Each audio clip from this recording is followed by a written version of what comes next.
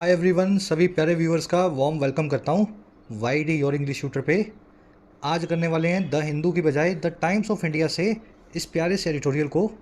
Batteries and beyond इसका title है। ये आर्टिकल लिखा हुआ है इलेक्ट्रिक व्हीकल्स पे। भारत में इलेक्ट्रिक व्हीकल्स की क्या चुनौतियाँ हैं और क्या अपॉर्चुनिटीज़ हैं इंडिया के पास चाइना के सामने। शुरू करते हैं। आपके रीडिंग के सोर्स को मैं चेंज करता रहता हूँ हर कुछ दिनों से, कभी द हिंदू से, कभी द इकोनॉमिस्ट से, कभी टाइम्स ऑफ इंडिया से, ताकि आपकी रीडिंग मैच्योर बने। एक ही सोर्स के पीछे नहीं पड़ जाना है, रोज़ द हिंदू ही पढ़ूंगा, द हिंदू ही पढ़ूंगी, ऐसा नहीं करना है। बार बार चेंज करो, सब कुछ पढ़ना आपको आना चाहिए। आज का क्विज़ देख लो। इस आर्टिकल को पढ़ते हुए इन क्वेश्चंस को आपको सॉल्व करना है। ग्रामर वोकैब जो भी आपको बताएंगे इन क्वेश्चंस पे अप्लाई होगी।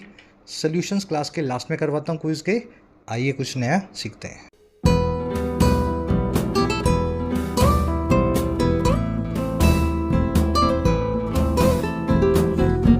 ऑलराइट, कह रहे हैं जी बैटरीज एंड बियॉन्ड। देखिए, बैटरीज तो आप जानते ही हैं अच्छे से। आप जिस फ़ोन में इस क्लास को चला रहे हैं, जिस लैपटॉप में, उसमें बैटरी लगी होगी। आपके घर के रिमोट कंट्रोल में भी बैटरी होगी, टीवी के, एसी के। ये वही बैटरी है। और बियॉन्ड का मतलब होता है पार, आगे बढ़ कर के। कह रहे जी इंडिया के इलेक्ट्रिक व्हीकल के रेवोल्यूशन को, क्रांति को आगे बढ़ाने के लिए आपको बैटरीज और उसके पार जाना होगा। बैटरी सबसे बड़ी समस्या है इलेक्ट्रिक व्हीकल को बनाने की। सबसे ज़्यादा कॉस्ट बैटरी में कंज्यूम होती है। तो बैटरी तो हमें बनानी ही पड़ेगी भारत में, उसके पार भी बहुत काम करने की ज़रूरत है। बात उसी की कर रहा है, raving up India's electric vehicle revolution. बात की जा रही है रेव अप करने की, तेज करने की, एक्सेलरेट करने की। और किसको? भारत के इलेक्ट्रिक व्हीकल के रेवोल्यूशन को, भारत के इलेक्ट्रिक व्हीकल की क्रांति को। रेवोल्यूशन समझते हैं ना, चक्कर या क्रांति। चलिए, अब दो वर्ड्स हैं, फटाफट से देखो इनको। शायद इस तरीके से या इस नज़रिए से इन वर्ड्स को आपने नहीं देखा। बैटरी वर्ड जो आप जान रहे हैं ना, इसका एक और भी मीनिंग होता है लीगल लैंग्वेज में। अगर कभी लीगल लैंग्वेज में कोई एडिटोरियल, कोई आर्टिकल, पैसेज मिल जाए, तो बैटरी वर्ड का मतलब वहाँ पे होगा फिजिकल असॉल्ट। ठीक है, फिजिकल स्पेलिंग देख लेना, असॉल्ट। जैसे she was accused of battery, इस औरत पे इल्ज़ाम लगा है फिजिकल असॉल्ट का। आगे बात समझ में। अब ये मीनिंग बना कैसे है? ये बना है बैटर नाम की वर्ड से, वर्ब से, BATTER। बैटर का मतलब होता है किसी पे शारीरिक हमला करना, किसी पे चोट पहुंचाना। बैटर से बैटरी, लीगल लैंग्वेज में बैटरी का मतलब किसी पे हमला। तो ये एडिशनल मीनिंग इस वर्ड का याद रखें। दूसरा, रेवअप का मतलब होता है किसी चीज़ को तेज करना, फास्ट करना। और ये फ्रेजल वर्ब बनी है आपकी एक्टिवा से, आपकी बाइक से या आपकी कार से। देखिए, पहिया जब एक बार घूमता है ना, तो उसको बोलते हैं वन रेवोल्यूशन या एक चक्कर। चक्कर को क्रांति भी बोलते हैं, रेवोल्यूशन को।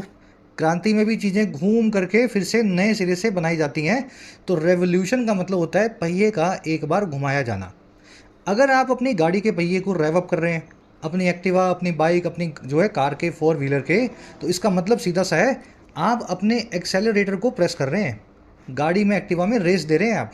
तो रेव अप करना मतलब पहिए की रफ्तार को तेज करना, या फिर किसी भी चीज़ की रफ्तार को बढ़ाना, पेस को क्विकन करना। आई बात समझ में? अब ये रेव अप वर्ड, जो फ्रेजल वर्ब आप देख रहे हो, जो आपकी गाड़ी से निकली है, इसको आप बिना गाड़ियों के भी यूज़ कर सकते हैं। जैसे आपने अचानक से 4 की बजाय 8 घंटे पढ़ना शुरू कर दिया, तो आप बोल सकते हैं I have been raving up, I have been raving up my preparation. मैं अपनी तैयारी को तेज़ कर रहा हूँ पहले से ज़्यादा रफ्तार के साथ। चलिए, दोनों वर्ड्स दिमाग में बैठ गए, आगे बढ़ते हैं। ये चीज़ें बहुत कन्फ्यूजन करती हैं, इसलिए मैं अलग से हर क्लास में 5-7 मिनट अलग लगाता हूँ कुछ नए कॉन्सेप्ट्स पे। जल्दी से अपने टाइटल पैराग्राफ को देखो, क्या कहना चाह रहा है आपको पता लगे।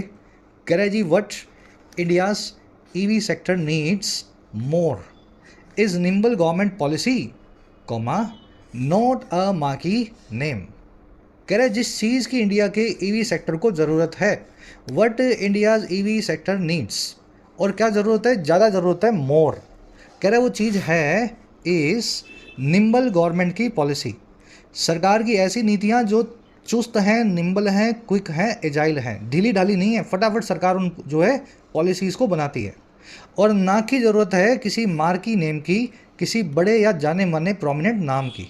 मार्की का मतलब होता है जाना माना, रिनाउन या प्रोमिनेंट।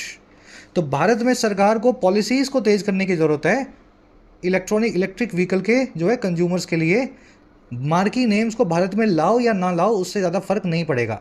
टेस्ला मोटर्स जो कि ईवी में एक बहुत बड़ा नाम है, इंडिया में आने वाला है, लेकिन इससे फ़र्क नहीं पड़ेगा ये आया या नहीं आया। फ़र्क इसी से पड़ेगा कि सरकार कितनी सब्सिडीज़ लोगों को देती है ईवी को खरीदने के लिए। बात समझ में आ गई? सेक्टर की वर्ब है, सेक्टर की वर्ब है नीड्स। ये वर्ड से बनने वाला जो पूरा क्लोज है, पूरा क्लोज है, इसकी वर्ब है इस। आपको पता है what, how, where, when, why, ये जब भी सेंटेंस की शुरुआत में आ जाएं तो ये अपना एक क्लोज बना करके खुद की एक वर्ब लेते हैं। मैं अभी इसको डिटेल में आपको करवाऊंगा, ठीक है? तो वर्ब ध्यान ये रखनी है कि जब भी नाउन क्लोज आपको मिले, वर्ड से बनने वाला, वाई, वेयर, व्हेन, हाउ, है ना, कोई भी इन वर्ड से बनने वाला नाउन क्लोज मिले सेंटेंस की शुरुआत में, उसकी वर्ब हमेशा सिंगुलर होगी, प्लूरल नहीं होगी। निम्बल का मतलब आपने देख लिया, फुर्तीला, क्विक, एजाइल। मार्की आप देख चुके हैं, जाना पहचाना या नोटेबल। अब इस ग्रामर कॉन्सेप्ट को करेंगे फटाफट से। बड़ा ही सिंपल सा कॉन्सेप्ट है। देखिए ये एक सिंपल सा सेंटेंस मैंने आपके सामने लिखा है, हर वर्ड्स आर ट्रू, उसके शब्द सच्चे हैं, जो उसने बताया है बिल्कुल सच है। लेकिन इसी सेंटेंस को अगर मैं घुमा फिरा के लिखना चाहूँ तो मैं वट लगा करके लिख सकता हूँ, what what she has told are true. जो चीज़ उसने बताई है वो बिल्कुल सच है। What she has told are true. ध्यान से देखोगे तो हर वर्ड जो है ना, हर वर्ड जो है, इसी को ही हमने रिप्लेस किया है वट शी हैज़ टोल्ड से। ऐसा ही हुआ है ना?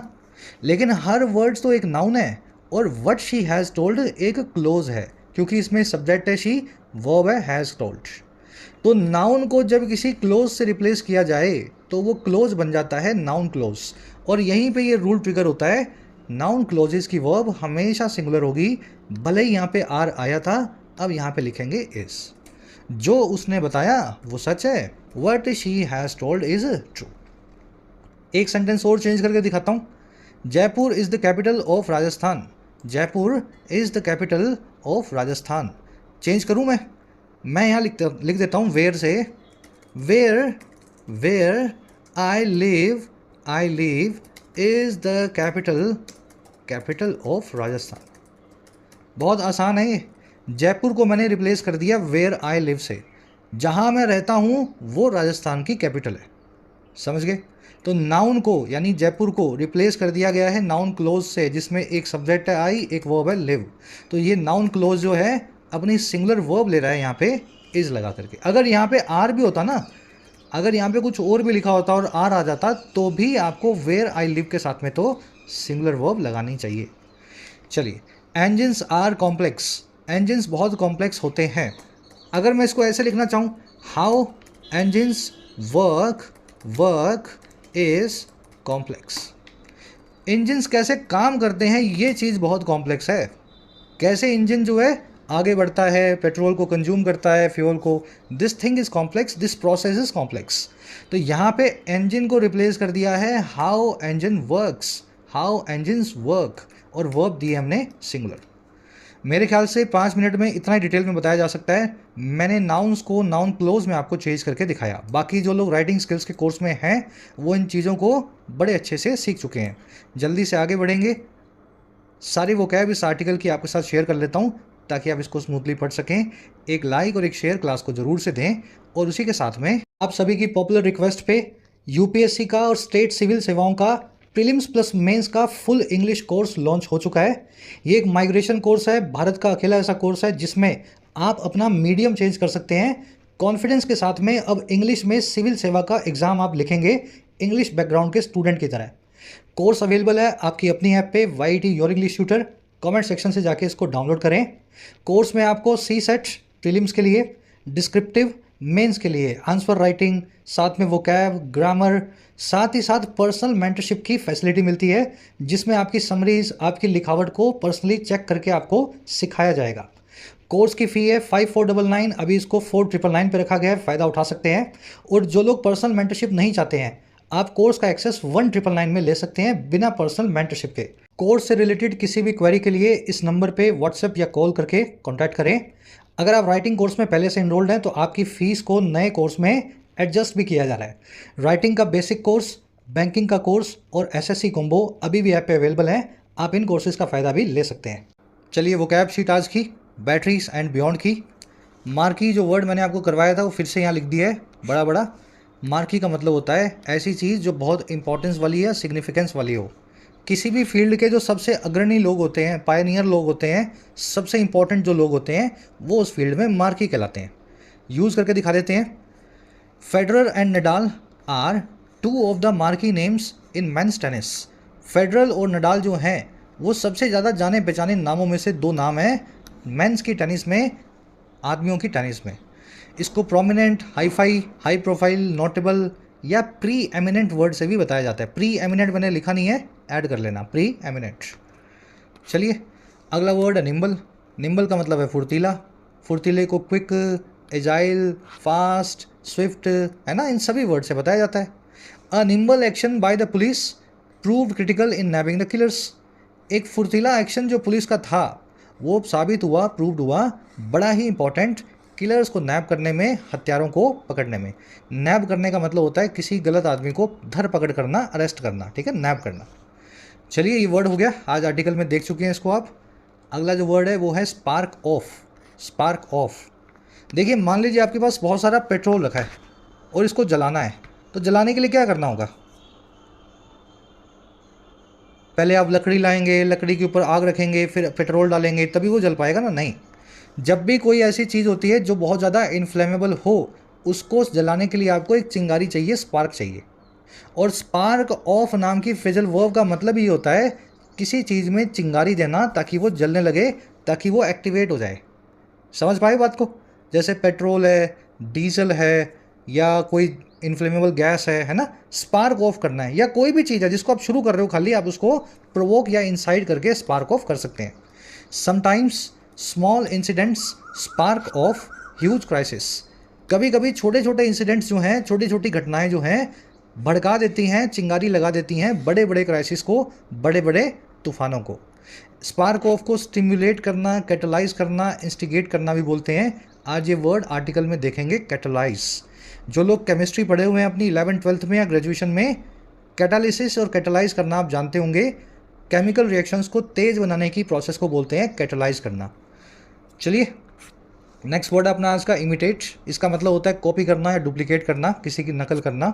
मिमिक करना या एप करना, और सिमुलेट करना किसी की नकल करने के सिनोनिम है। अगर आप मेरी नकल कर रहे हो ना, तो आप मुझे सिमुलेट भी कर रहे हो, मिमिक भी कर रहे हो, और क्या कर रहे हो? इमिटेट भी कर रहे हो। Parrots can imitate human speech. तोते जो हैं आदमी की भाषा की नकल कर सकते हैं, आदमी की बोली को इमिटेट कर सकते हैं। अब यहाँ ध्यान देना इन दोनों वर्ड्स में। नकल करने के लिए सिमुलेट, और किसी को भड़काने, उकसाने या एक्टिवेट करने के लिए स्टिमुलेट। समझ पा रहे हो ना? एक जैसे वर्ड है लेकिन एक दूसरे से डिफरेंट है। याद रखना है दोनों वर्ड्स को, सिमुलेट और स्टिमुलेट डिफरेंट वर्ड्स हैं। लास्ट अपने पास आज फ्रेजल वर्ब है रेव अप। डिटेल में आपको करवा दी है। गाड़ी में एक्सेलरेट करने को कहते हैं रेव अप करना, जिससे आपके पहिए का रेवोल्यूशन तेज हो, जोर जोर से वो घूमने लगे। स्पीड अप या एक्सेलरेट इसके सिनोनिम्स हैं। एक्सपेडाइट, क्विकन, हेसन, फासन सभी इसके सिनोनिम्स हैं। Increase exports can rev up the economic growth. बढ़े हुए एक्सपोर्ट जो हैं तेज कर सकते हैं आपकी आर्थिक विकास को, इकोनॉमिक ग्रोथ को। चलिए डिटेल में हो गए वर्ड्स। आ जाओ आर्टिकल पे, एक समरी आपको देंगे। समरी ये है कि भारत में इलेक्ट्रिक व्हीकल जो है ना, इनका बूम तो आ गया है, लेकिन अगर आप थोड़ा सा एनालाइज करोगे तो आप पाओगे आज भी इलेक्ट्रिक व्हीकल्स जो 95% जो बिक रहे हैं ना, वो स्कूटर्स हैं, बाइक्स हैं, या स्कूटीज़ हैं, या फिर 3 व्हीलर्स हैं। कारें बहुत कम बिक रही हैं, जो कि इलेक्ट्रिक क्रांति का, हमारे इलेक्ट्रिक व्हीकल के रिवोल्यूशन का सबसे बड़ा पार्ट होना ही चाहिए।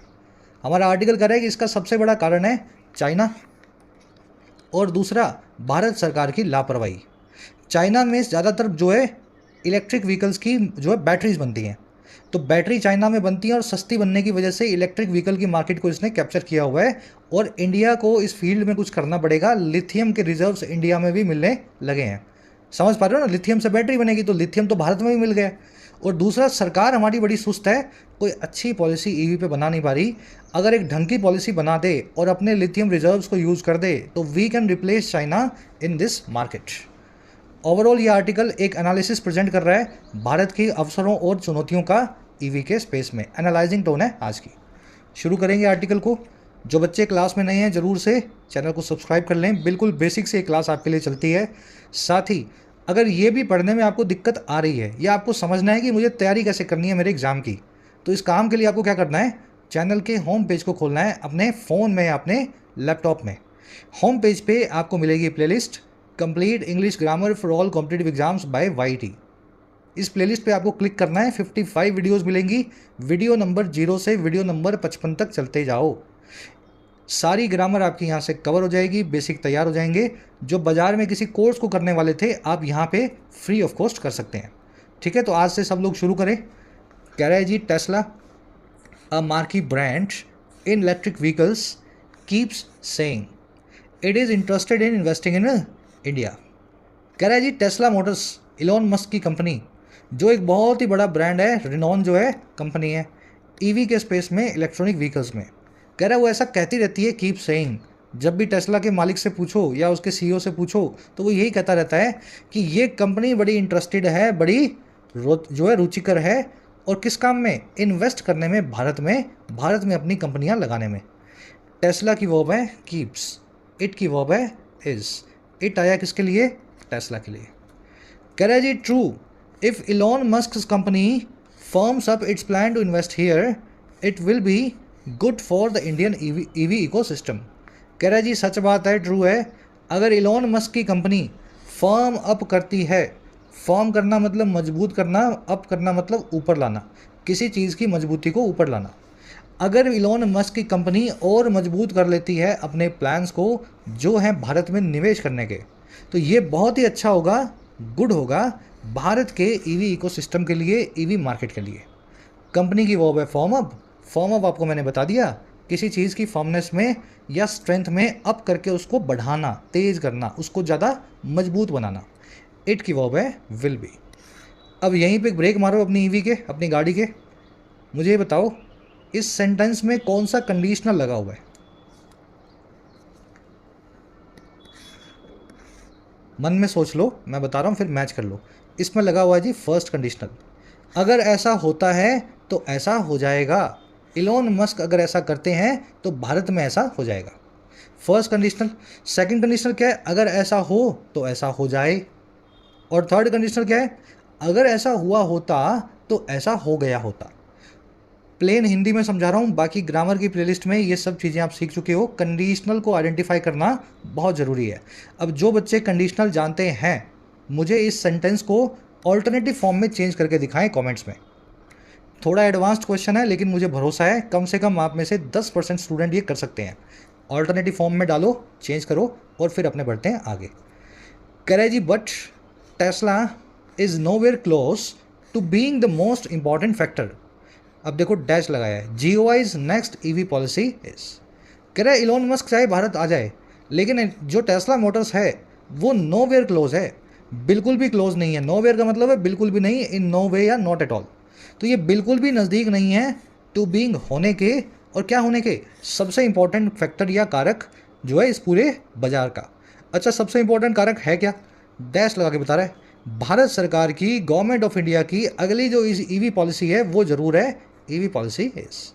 तो टेस्ला से बाजार आगे नहीं बढ़ेगा, भारत सरकार को पॉलिसी अच्छी सी बनानी पड़ेगी EV मार्केट के लिए। टेस्ला की वर्ब है इज। नोवेयर आप समझते हैं, बिल्कुल भी नहीं, नॉट एट ऑल या इन नो केस। पॉलिसी की वर्ब है इज। क्लोज टू में जो टू देख रहे हैं ये एक प्रेपोजिशन है, और ये जो टू प्रेपोजिशन है अपने बाद वर्ब की ING फॉर्म को ले रही है। ये सारे फ्रेजेस मैं आपको समझा चुका हूँ जिनमें टू प्रेपोजिशन होता है, आप उनकी एक बार फिर से झलक ले सकते हो इस जो है स्लाइड से। With a view to, as a means to, looking forward to, है ना, इसी में आपको मिलेगा। क्लोज टू भी होना चाहिए ना इसमें, close to, close to, close to, close to, अगर नहीं है तो ऐड कर लेना। ये रहा, क्लोज टू है ना। तो ये सारे वो फ्रेजेज हैं जिनमें टू के बाद में वर्ब की ING फॉर्म या फिर कोई नाउन यूज़ होगा। अगर नाउन मिल रहा है तो नाउन को लगा दो। फ्रेजेज आपको देखने पड़ेंगे। आज की क्लास में आपसे लुकिंग फॉरवर्ड टू और इन एडिशन टू, इन दोनों फ्रेजेस पे क्विज बनाया गया है। वर्ब की ING फॉर्म दोनों के बाद में आपको यूज़ करनी है, ठीक है। चलो, इसलिए यहाँ क्लोज टू के बाद में बीइंग लिखा है, बी नहीं लिखा है। कह रहा है जी, the year 2022-23 recorded a milestone dash more than 1 million EVs sold for the first time. कह रहे जी जो ईयर है ना 2023-22 इसने रिकॉर्ड किया है एक माइलस्टोन को, और इसमें हुआ ये है, माइलस्टोन आप समझते हैं ना, मील का पत्थर, बड़ी उपाधि, बड़ी कोई अचीवमेंट। और माइलस्टोन ये है, अचीवमेंट ये है कि 1 मिलियन से ज़्यादा ईवी जो हैं बेची गई हैं, 10 लाख से ज़्यादा इलेक्ट्रिक व्हीकल्स पहली दफ़ा भारत में। ईयर की वर्ब है रिकॉर्डेड, ईवीज की वर्ब है वर सोल्ड। पैसिव वॉइस में ईवी को बेचा गया है, ईवी ने किसी को नहीं बेचा है। कह रहे जी but around 95% of them were 2 and 3 wheelers. कह रहा लेकिन उनकी 95% जो थी वो 2 या जो है तिपहिया वाहन है, बाइक्स, मोटरसाइकिल्स या ऑटो रिक्शा हैं। 10 लाख में से 9,50,000। समझ गए? चलिए 95% जो है ना, इसकी वर्ब है वर, इसकी वर्ब है वर, ठीक है। और याद रखेंगे परसेंटेज की वर्ब जो है, परसेंटेज खुद डिसाइड नहीं करता है, जो भी परसेंटेज के बाद में ऑफ के बाद रखा हुआ नाउन है या प्रोनाउन है वो डिसाइड करेगा। 95% ऑफ देम लिखा है, देम प्लूरल है तो वर्ब प्लूरल है। अगर यहाँ पे देम की जगह कोई सिंगुलर नाउन होता तो वर्ब सिंगुलर हो जाती। याद रखना इस कॉन्सेप्ट को, परसेंटेज की खुद की कोई वर्ब नहीं होती, ये डिटर्मिन ही नहीं कर सकता अपनी वर्ब। कह रहा जी so EVs in India mimic the internal combustion engine और ICE market, low price segments dominate. कह रहा है इस प्रकार से इलेक्ट्रिक व्हीकल्स भारत में मिमिक करते हैं, कॉपी करते हैं, और किसको? ICE मार्केट को। और ये क्या होता है? ICE मार्केट होती है इंटरनल कंबशन इंजन, जो कि छोटे व्हीकल्स में यूज़ होता है, टेम्पू में, समझ गए ना, गाड़ियों में छोटी जो आपकी एक्टिवास वगैरह हैं। तो ईवी व्हीकल जो है ना भारत में 2 व्हीलर जो है इलेक्ट्रिक मार्केट है, ऐसा समझ लो, उसको मिमिक करता है। और कम प्राइस वाले जो व्हीकल्स हैं, छोटी गाड़ियाँ, स्कूटर, एक्टिवास, यही डोमिनेट करती हैं ईवी के बाज़ार को। मिमिक आप देख चुके हैं, किसी चीज़ को कॉपी करना, इमिटेट करना, सिमुलेट करना। यहाँ लिख देता हूँ सिमुलेट करना। चलिए आगे बढ़े, ईवी की वर्ब है मिमिक। कह रहे subsidies to encourage a switch to EVs, particularly faster adoption and manufacturing of hybrid and electric vehicles और FAME two provided a boost in the last few years. कह रहे जी जो सब्सिडीज़ हैं, सरकार की जो डिस्काउंट स्कीम्स हैं, एनकरेज करने के लिए, प्रमोट करने के लिए, एक बदलाव की तरफ इलेक्ट्रिक व्हीकल्स के लिए। आप पहले डीजल गाड़ी चला रहे हो, अब आप ईवी गाड़ी चलाओ, ऐसा स्विच मारो आप। तो ऐसा इनकरेज करने के लिए जो सब्सिडीज़ है ना, खास करके ये वाली सब्सिडी, कह रहा है इन्होंने प्रोवाइड किया है एक बूस्ट को, बढ़ावे को, पिछले कई सालों में, पिछले फ्यू ईयर्स में। आजकल सरकार की स्कीम ये चल रही है कि कोई ईवी व्हीकल खरीदोगे तो उसकी कीमत का 5, 10 या 15% सरकार आपको सामने से देगी, है ना, व्हीकल आपको सस्ता मिलेगा। तो इसी वजह से लोग ईवी व्हीकल खरीदते हैं। कहने का मतलब ये सब्सिडीज़ की वर्ब है प्रोवाइडेड। और आगे बढ़ो, कह रहे it also catalysed manufacturing by both traditional auto firms and stand alone EVs. कह रहा है इस स्कीम ने जो ऊपर नाम दिया है ना हमने, इसने कैटलाइज किया, ट्रिगर किया, जो ट्रिगर किया, स्टिमुलेट किया, है ना, भड़काया, स्पार्क ऑफ किया मैन्युफैक्चरिंग को, दोनों के द्वारा ही, जो ट्रेडिशनल ऑटो फर्म्स हैं, महिंद्रा, टाटा, मारुति, उनके द्वारा भी, और जो स्टैंड अलोन ईवीज हैं, सिर्फ ईवी के स्पेस में स्टैंड अलोन करती हैं, डीजल पेट्रोल कारें नहीं बनाती हैं। बात आई समझ में? तो दोनों ने मैन्युफैक्चरिंग को बढ़ा दिया है अपनी ईवी व्हीकल्स की, चाहे जो ट्रेडिशनल फर्म हो, डीजल गाड़ी बनाने वाली, पेट्रोल वाली, या फिर ऐसी गाड़ियाँ ओला जैसी जो कि सिर्फ ईवी के स्पेस में स्टैंड अलोन काम कर रही हैं। इट की वर्ब कैटलाइज करना, कैटलाइज आप जानते ही हैं, प्रोवोक करना, उकसाना। स्टैंड अलोन का मतलब होता है किसी फील्ड के अंदर इंडिपेंडेंट या ऑटोनोमस। आप अगर सिर्फ ईवी स्पेस में काम कर रहे हो तो आप एक स्टैंड अलोन ईवी कंपनी हो, आप कोई और कुछ नहीं बनाते हो, सिर्फ ईवी व्हीकल्स बनाते हो। तो किसी एरिया में इंडिपेंडेंटली फुल फ्लेजेड काम करने को बोलते हैं स्टैंड अलोन। चलिए, कह रहा है जी as the market grew the manufacturing ecosystem followed. जैसे जैसे मार्केट बढ़ी, मैन्युफैक्चरिंग का जो वातावरण है, जो एनवायरनमेंट है, वो भी ग्रू हुआ, वो भी फॉलो किया। तो मार्केट के साथ में वो भी पीछे पीछे फॉलो करता हुआ ग्रो होता गया। कह रहा but to take this forward we need a stable policy environment which is currently lacking. कह रहा लेकिन दिक्कत ये है कि इसको अब और आगे ले जाने के लिए, टेक फॉरवर्ड करने के लिए, हमें ज़रूरत है एक बहुत ही नियंत्रित, स्टेबल और स्थिर पॉलिसी के इन्वायरमेंट को, सरकारी जो है पॉलिसी के माहौल को, जो कि अभी करेंटली लैकिंग है, जो भारत में अभी भी गायब है। लैकिंग का मतलब होता है कमतर, किसी फील्ड के अंदर पिछड़ा हुआ, या किसी फील्ड के अंदर, समझ गए ना, एब्सेंट। तो ये पॉलिसी इन्वायरमेंट जो है भारत में लैकिंग है। अभी भी भारत में ऐसा पॉलिसी इन्वायरमेंट आपको स्टेबल सा नहीं मिलेगा। वी की वर्ब है नीड, विच की वर्ब है हिज। लैकिंग समझ गए ना कि एडजेक्टिव है। जैसे आपकी इंग्लिश की नॉलेज खराब है या मैथ्स खराब है आपकी, तो आप बोल सकते हैं I am lacking in maths, मैं मैथ्स में पिछड़ा हुआ हूँ। या I am lacking in my understanding of English, मैं अपनी इंग्लिश की समझ को लेकर के पिछड़ा हुआ हूँ। तो जहाँ भी लैकिंग हो, इसको रूटीन लैंग्वेज में यूज़ करना सीखें वर्ड को। She is lacking in confidence, ये लड़की जो है कॉन्फिडेंस में पिछड़ी हुई है, कॉन्फिडेंस नहीं रख पाती है। For example, fame two specifications were recently altered, which is expected to increase a consumer's acquisition cost। अब ये बता रहा है क्यों भारत में स्टेबल नहीं है पॉलिसी इन्वायरमेंट। कह रहा है उदाहरण के लिए, फॉर एग्जांपल, जो सरकार की ये सब्सिडी थी फेम 2, जिसका बड़ा सा नाम है, ऊपर हमने देखा है। कह रहा है इसकी जो शर्तें हैं उनको हाल ही में बदला गया है, ऑल्टर किया गया है पैसिव वॉइस में। कह रहा है जिससे ये आशा है कि वो इंक्रीज करेंगी ईवी खरीदने वाले कंज्यूमर की, ईवी को खरीदने की कॉस्ट को, एक्वाजिशन कॉस्ट को।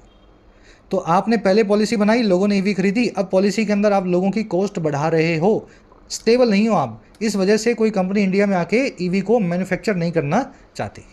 स्पेसिफिकेशंस की वर्ब है वर ऑल्टर्ड, विच की वर्ब है इज एक्सपेक्टेड। चलिए, ऑल्टर का मतलब किसी चीज़ को चेंज करना, विच आया है इस पूरे काम के लिए। जो ये स्पेसिफिकेशंस को ऑल्टर किया गया है ना, ये चीज़ एक्सपेक्टेड है कि कंज्यूमर की कॉस्ट को बढ़ाएगा, है ना। ये पूरा काम जो है, पूरा क्लोज जो है, ये विच का एंटीसीडेंट है। एक्विजिशन कॉस्ट मतलब किसी चीज़ को खरीदने की कीमत, एक्वायर करने की कीमत। कह रहा है a jolt like this will adversely impact potential manufacturing investments.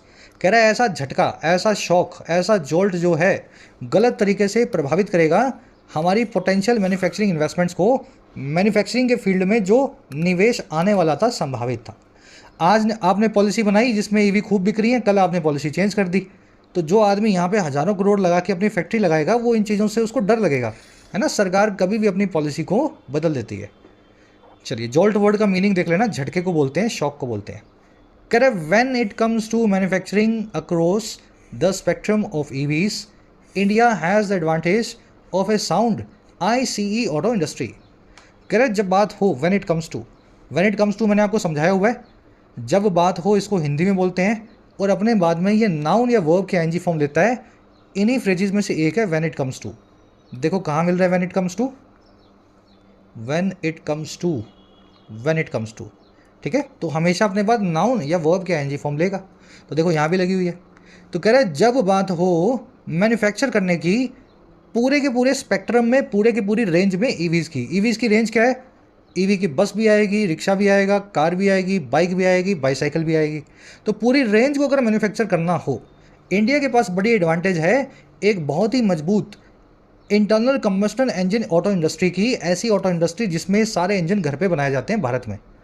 India की वर्ब है हैज़, स्पेक्ट्रम मतलब range, gamut variety, when it comes to आप देख चुके हैं, जब बात हो। कह रहा है जी legacy auto manufacturers in Europe have quickly repurposed factories to make EVs. कह रहे जी ऐसे ऑटो मैन्युफैक्चरर्स, ऐसे व्हीकल के मैन्युफैक्चरर्स यूरोप के अंदर जो लेगेसी हैं, जो वेल इस्टेब्लिश्ड हैं, जो पहले से ही बहुत सालों से व्हीकल बना रहे हैं। कह रहे इन्होंने बड़ी जल्दी से, बड़ी क्विकली रीपर्पस कर दिया है।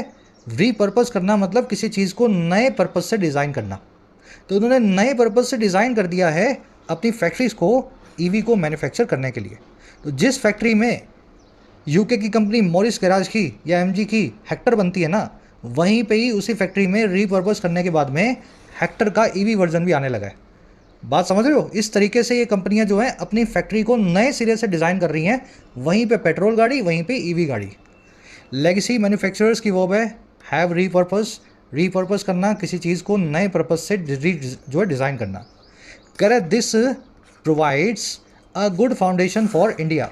कह रहे ये जो बात है ना, ये बहुत अच्छी फाउंडेशन देती है, आधार देती है भारत को।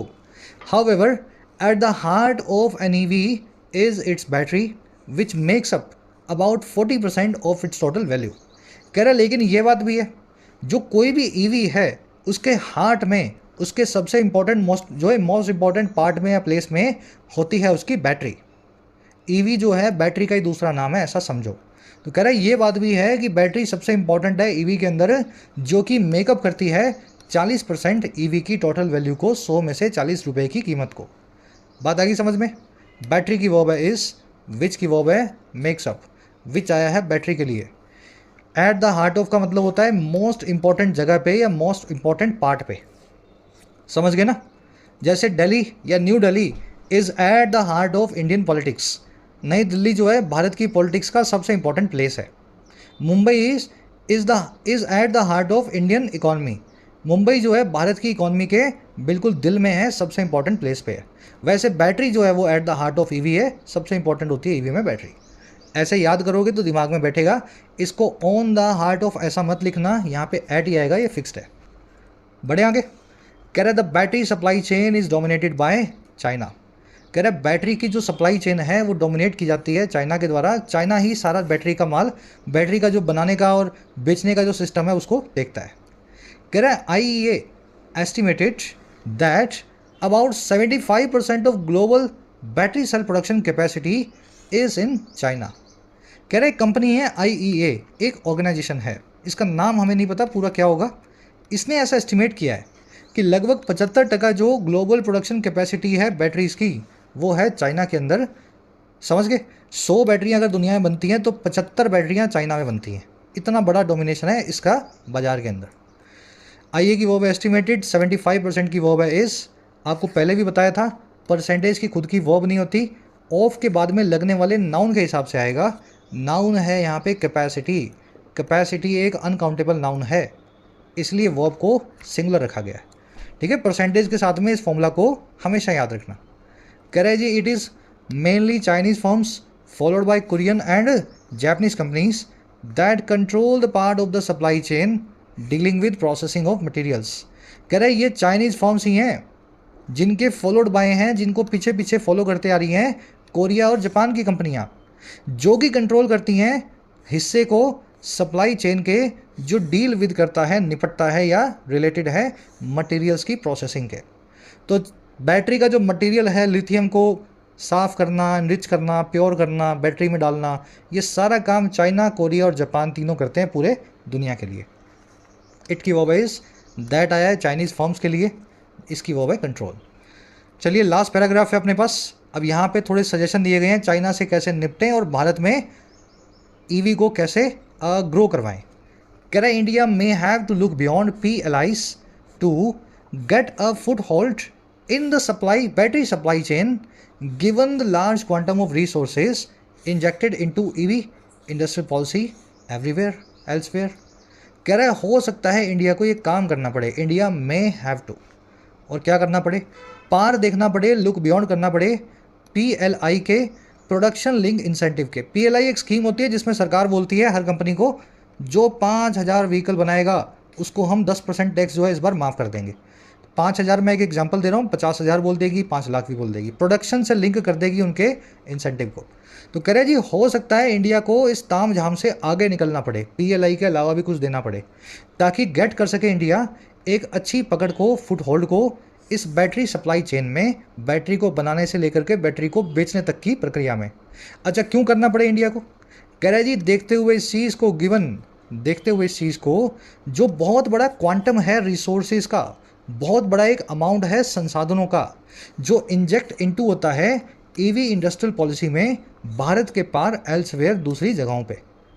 तो जहाँ जहाँ बैटरी देख रहे हो ना खूब बिक रही है, तो उन सरकारों ने बहुत कुछ किया है, बहुत रिसोर्सेज लगाए हैं, तब जाकर के उनकी बैटरी आज जो है दुनिया खरीद रही है। तो भारत को भी करना ही पड़ेगा देखते हुए दूसरी कंट्रीज़ को।